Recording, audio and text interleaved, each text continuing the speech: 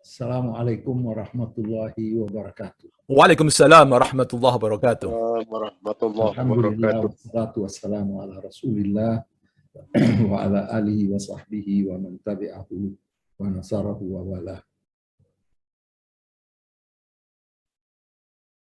Pertama-tama saya ingin menyampaikan penghargaan dan terima kasih kepada teman saya Pak Wahid yang mengundang saya pada malam hari ini. Alhamdulillah saya bergembira bisa bertemu dengan teman-teman lama dan semoga apa yang saya sampaikan bisa menambah wawasan kita semua. Jadi saya akan memulai dengan menekankan apa yang Pak Wahid tadi sampaikan, bahwa sebenarnya kalau kita mengatakan apakah agama itu source of conflict atau source of peace, itu mestinya tidak demikian. Karena tidak ada agama yang source of conflict. Semua agama, agama timur, agama samawi, semuanya mengajarkan kepada cinta kasih, golden rule, treat others as you wish to be treated, amilin nas kama tuhib an tu'amal. Jadi agama dalam hal ini tidak mengakibatkan konflik, tetapi yang mengakibatkan konflik itu adalah pemeluk agama. Jadi salah kaprah kalau kita mendengar bahwa Islam ini adalah agama teror. Dia tidak akan bisa mendapatkan pembenaran dari kata-kata itu apabila dia membaca Al-Quran, mengetahui keteladanan Nabi. Tidak ada hal yang membenarkan bahwa agama Islam adalah agama teror. Tapi kenapa sampai kesimpulan itu? Nah, ini yang kita akan telusuri sekarang ini. Jadi kalau kita melihat bahwa banyak anak-anak muda sekarang, saya tidak melihat secara menyolok di Indonesia, tetapi di Mesir. Pada masa saya studi, jarang sekali ada anak muda yang menjadi ateis. Tapi sekarang tidak sedikit mereka yang merasa bahwa agama ini pada akhirnya tidak membawa kesejahteraan bagi milenial. Dan dia selalu, atau kelompok ini selalu mengacu kepada kemajuan yang ada di Barat dan mengatakan bahwa justru kemajuan-kemajuan yang kita lihat di Barat ini mereka sudah lama meninggalkan agama, walaupun tidak semuanya. Nah, kalau kita melihat sejarah atau perspektif Barat, maka sejak beberapa abad sudah dipengaruhi oleh pandangan sekularisme. Filosof-filosof Barat mencetuskan pandangan eksistensialisme. Artinya mengedepankan potensi diri dan melupakan potensi Tuhan. Dan bahkan tanpa malu-malu seorang filosof Jerman, Nietzsche, menyatakan bahwa pada hakikatnya Tuhan telah mati, the death of God. Dan ini semuanya menafikan peran agama atau peran Tuhan. Karena apa?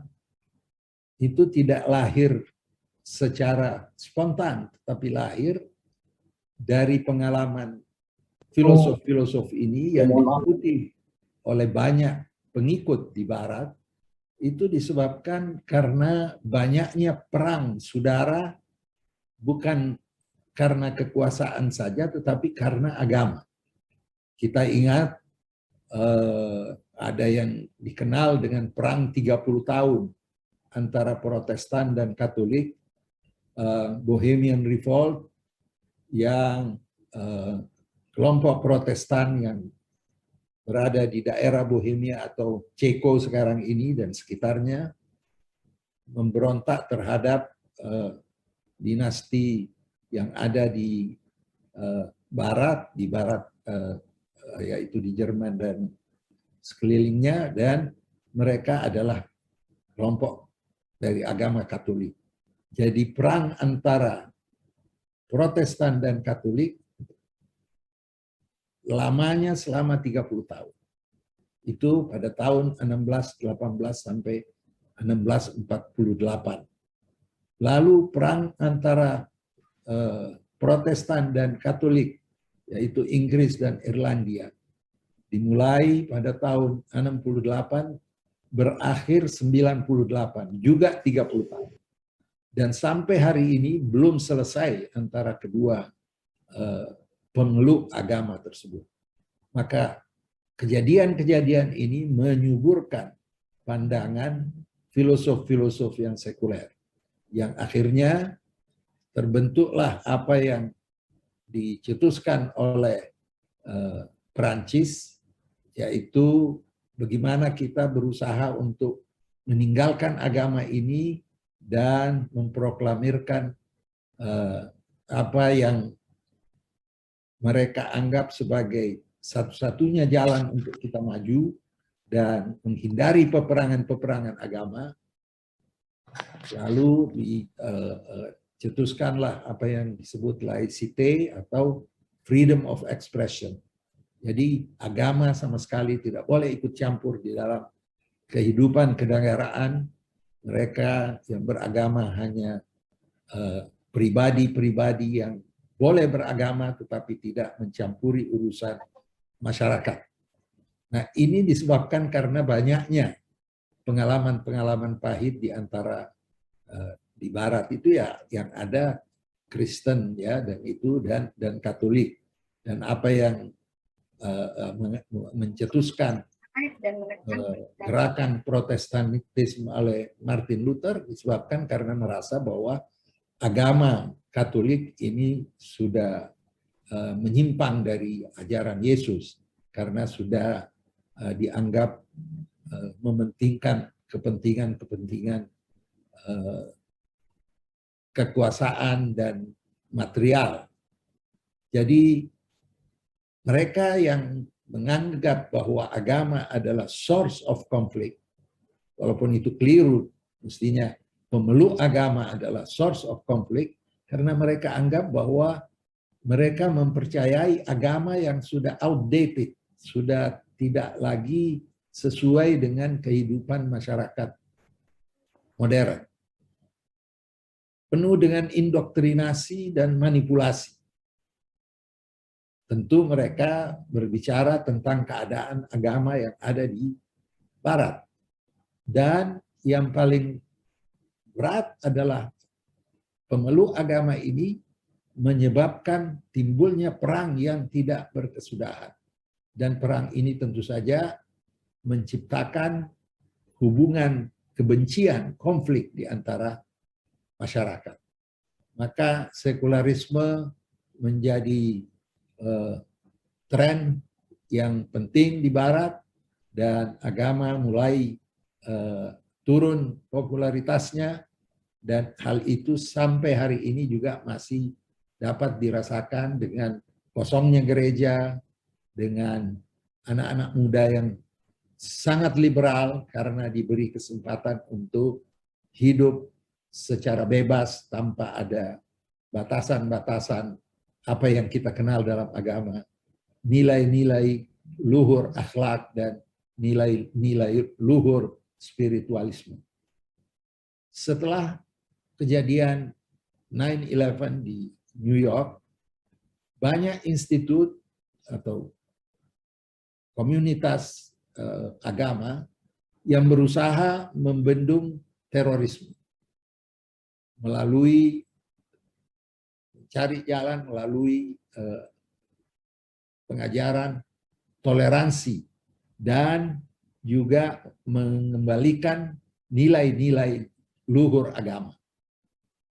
Hal itu disebabkan karena mereka juga menganggap bahwa tanpa agama, ini dari kelompok pemuka agama, tanpa agama, tanpa nilai-nilai luhur agama, dan semua agama, kalau kita telusuri, tidak ada satupun agama yang tidak menganjurkan kepada cinta kasih, menganjurkan kepada persatuan, perdamaian, dan kesejahteraan manusia.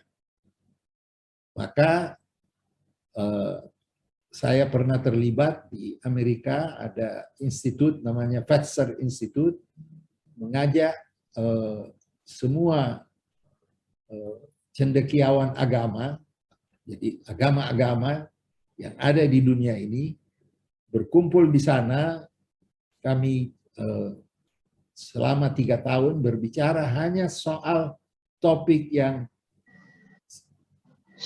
menyangkut love and forgiveness. Dan ini semua agama mengakui bahwa love and forgiveness ini adalah ajaran sentral dari semua agama.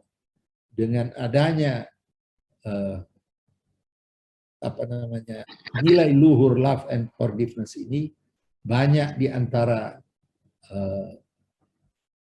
konflik-konflik yang ada di dunia ini bisa diatasi oleh pemuka-pemuka agama.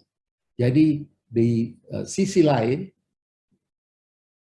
kelompok yang menganggap bahwa agama masih relevan untuk bisa mengatasi konflik-konflik dunia dan perang dan sebagainya, berusaha untuk menunjukkan hal itu, dan di beberapa tempat telah terbukti bahwa mereka dapat menanggulangi umpamanya apa yang terjadi di Mozambik, civil war selama 30 tahun dapat diselesaikan oleh kelompok pemuka agama yang LSM yang terkemuka di Italia, San Adigio, pada tahun 2000, kalau tidak salah pada tahun 2015, hal itu dapat diselesaikan setelah 30 tahun perang saudara di Mozambik. Nah, jadi mereka yang menganggap bahwa agama adalah source of peace and prosperity selalu mengambil contoh bahwa agama mengajarkan kepada persaudaraan, agama mengajarkan kepada cinta kasih, dan untuk itu pemuka agama dianjurkan untuk bersatu padu melalui interfaith community agar dapat mengatasi problem-problem yang dilanda masyarakat dunia. Kita juga ingat bahwa problem kita di Ambon, di Paso dan sebagainya, itu pada akhirnya pemuka-pemuka agama yang bisa mempersatukan pandangan dan mengakhiri konflik yang berdarah. Dan hal inilah yang menjadikan mereka yang menganggap agama adalah source of peace and prosperity, justice dan sebagainya, bahwa peranan pemuka agama ini sangat penting, disebabkan karena pemuka agama selalu mendapatkan kepercayaan oleh masyarakat bahwa pemuka agama hanya menginginkan hal-hal kebaikan bagi kedua belah pihak, tidak memihak satu pihak, tapi kedua belah pihak dianjurkan untuk rekonsiliasi dengan mengajarkan agama yang mereka anut. Kalau mereka adalah orang Hindu, Buddha, atau Kristen, bahkan Islam, maka pemuka agama ini akan memberikan pencerahan kepada mereka. Jadi kelompok ini menganggap bahwa justru agama dengan nilai-nilainya yang luhur, nilai-nilainya yang universal, itu justru yang akan membawa kemanusiaan ke arah perdamaian. Dalam konteks ini, siapa yang dituduh paling keras dalam menciptakan konflik? Tentu di Barat kita sudah bicara tadi bahwa telah terjadi konflik dan sekarang ini boleh dikatakan sudah reda antara Protestan dan Katolik, dan tinggal sedikit yang sekarang berlaku di mana di Inggris dan Irlandia, tetapi boleh dikatakan sudah berakhir atau hampir berakhir. Tetapi justru sekarang menjadi tudingan orang-orang baik di Barat maupun di Timur adalah apa yang terjadi pada umat Islam sekarang. Umat Islam sampai sekarang kita masih melihat antara Muslim yang ada di Saudi dan Muslim yang ada di Yaman saling membunuh. Antara Muslim yang di Afghanistan yang beda mazhab masih saling membunuh.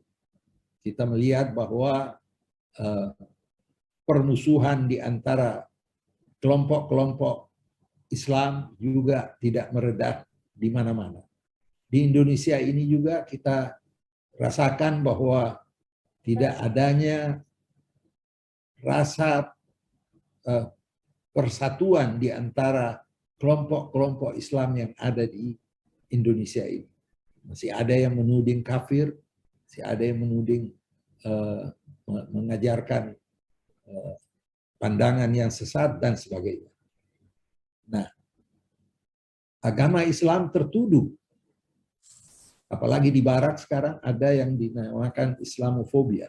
Semua yang ada kaitannya dengan Islam itu dianggap ditakuti karena dianggap ini akan mengakibatkan kekerasan, teror, dan sebagainya.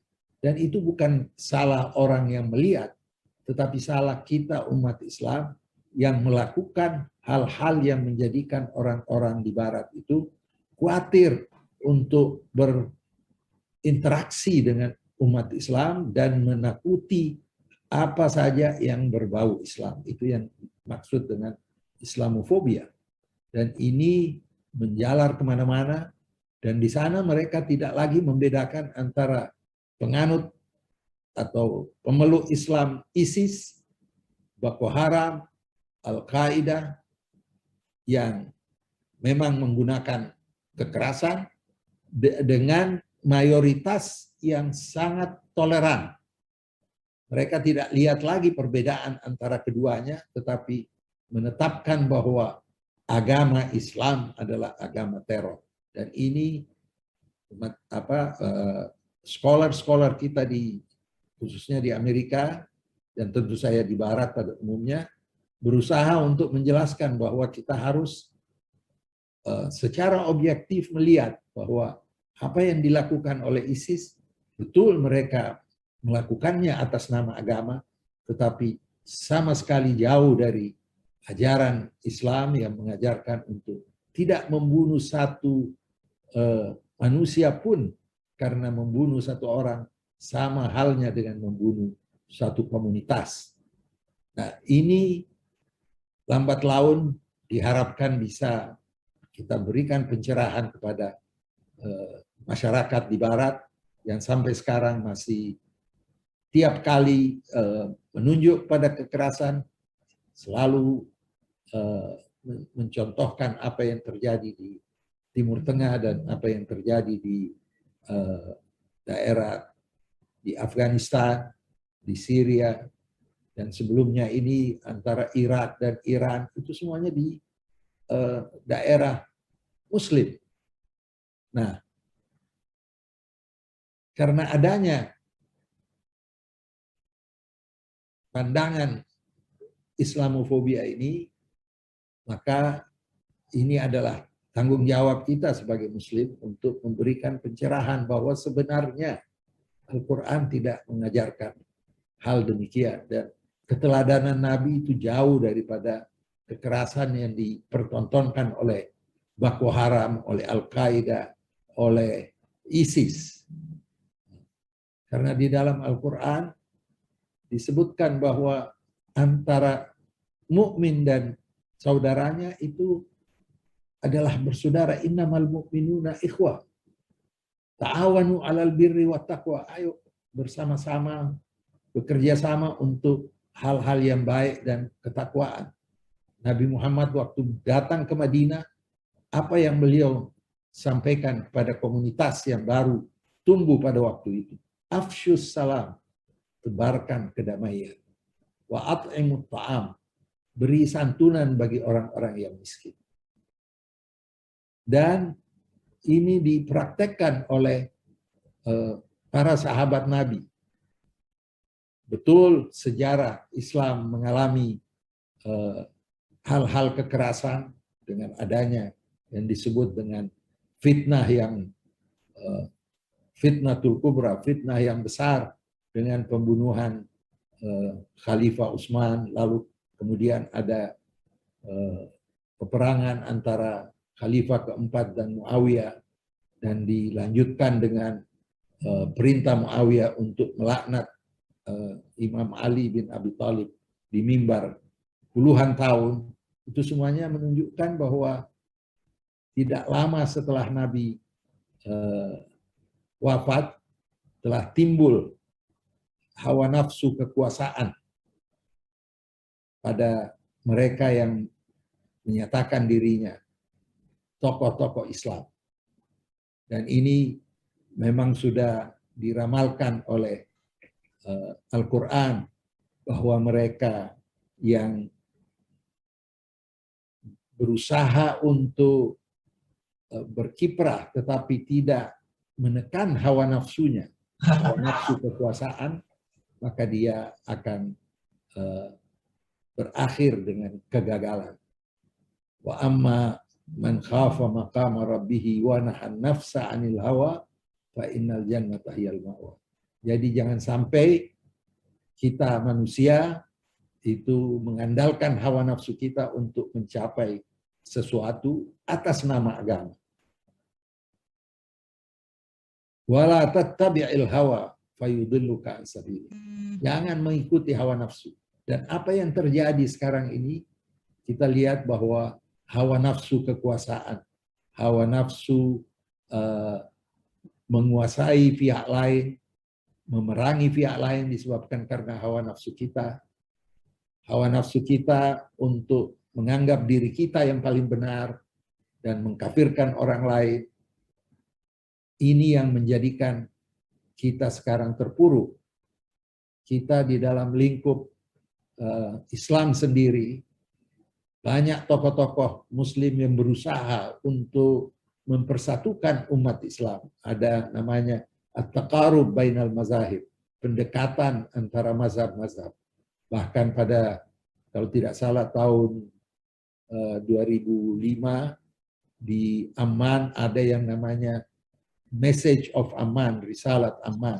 Di situ ulama-ulama terkemuka dunia, ulama Islam datang dan menggariskan peta siapa yang bisa kita namakan sebagai keluarga kita, umat Islam. Di situ ditetapkan ada 8 mazhab yang dianggap bahwa ini adalah lingkup keluarga Islam. 4 mazhab Sunni yang kita kenal, Maliki, Syafi'i, Hanafi, dan Hambali, ditambah dengan 2 Syiah Zaidi yang di Yaman, Syiah Ja'fari yang ada di Iran, dan Ibadiyah yang ada di Oman, dan kalau tidak salah Zahiriyah juga, walaupun kecil tapi dianggap bahwa mereka itu adalah saudara-saudara kita. Berbeda di dalam pandangan, tetapi mereka semuanya percaya bahwa Allah Subhanahu wa Ta'ala adalah Tuhan yang Maha Esa, percaya kepada hari kemudian, berkiblat ke Ka'bah, percaya bahwa salat adalah kewajiban dan puasa dan zakat. Mereka semuanya itu bersatu dengan prinsip-prinsip dasar Islam. Tidak boleh satu pun di antara mereka dikafirkan. Dari itu, kelompok 8 ini semuanya berhak untuk naik haji. Nah, tapi apa yang terjadi sekarang? Dengan peperangan yang ada antara Syria dengan Turki, walaupun sekarang sudah mereda, antara Saudi dengan Yaman, ini semuanya menggambarkan bahwa apa yang telah ditetapkan oleh ulama-ulama kita di Message of Aman itu tidak digubris oleh pemeluk mazhab-mazhab yang berbeda. Mereka semuanya memerangi satu dengan yang lain karena hawa nafsu mereka. Ingin menguasai, ingin menjadi lebih unggul, dan mereka berbicara, berperang atas nama agama. Nah, ini menjadi pekerjaan rumah kita. Barat sekarang sudah tidak ada lagi perang antar agama. Mereka sudah melalui fase itu. Walaupun masih ada sedikit-sedikit, tapi secara besar-besaran sudah melalui fase itu. Kita sekarang masih menghadapi. Di Indonesia ini, di daerahnya Pak Wahid itu ada kelompok yang diusir dari tempatnya karena beda mazhab. Ini bukan Islam. Lalu pembangunan gereja di Cilegon juga dilarang. Ini juga bukan Islam. Islam menganjurkan kita bersatu, apalagi antara Abrahamic religion. Selama kelompok lain tidak memerangi agama kita, tidak mengusir kita dari negeri kita, maka mereka berhak untuk mendapatkan perlakuan yang adil dan santun. La yanhakumullah 'anil ladzina lam yuqatilukum fid din wa lam yukhrijukum min diyarikum an tabarruhum wa tuqsitu ilaihim. Tidak dilarang untuk kita kepada non-muslim untuk berlaku baik dan berlaku adil dan menyapa dengan baik. Dan tentu saja kalau kita kembali kepada perjanjian Nabi dengan kelompok Kristen di Najran, di situ disebutkan bahwa umat Islam dianjurkan untuk membantu umat Kristen yang ingin membangun gereja dan mereka membutuhkan bantuan dari umat Islam, seharusnya membantu mereka dan bukan menganggap bantuannya itu sebagai hutang. Itu ada di dalam perjanjian. Nah, ini yang sebenarnya kita telah lama meninggalkan hal-hal yang dicontohkan oleh Nabi. Dan ini disebabkan karena apa? Karena kita sekarang ini telah selalu atau terlalu mensakralkan pandangan ulama. Pandangan ulama ini dianggap sakral dan tidak bisa dikoreksi. Yang tidak bisa dikoreksi adalah Quran dan keteladanan Nabi. Quran mengatakan bahwa kita hendaknya menyapa dengan baik semua manusia. Qulu linnasi husna. Jangan sampai kita kalau berdialog, berdebat dengan khususnya Abrahamic religion, wajadiluhum billati hiya ahsan. Diminta dari kita untuk berdialog dengan cara yang terbaik. Jangan memaki agama mereka, karena akibatnya mereka akan memaki agama Islam. Itu semuanya ada di dalam Al-Quran. Tapi sebagian ulama mengeluarkan fatwa bahwa kita tidak boleh mengucapkan selamat Natal.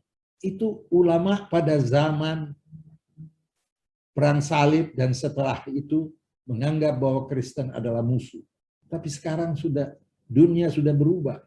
dan kita ada pegangan dari Al-Quran bahwa kita dianjurkan untuk berbuat baik pada siapa saja asal mereka baik pada kita. Inilah yang harus menjadi pekerjaan rumah kita, mengajak khususnya guru-guru agama kita untuk mengetahui bahwa Islam itu, kalau kita mengatakan rahmatan lil alamin, rahmat bagi alam semesta, berarti kita harus menunjukkan bahwa kita itu santun kepada siapa saja. La yaskhar qaumun min qaumin asa an yakunu khairan.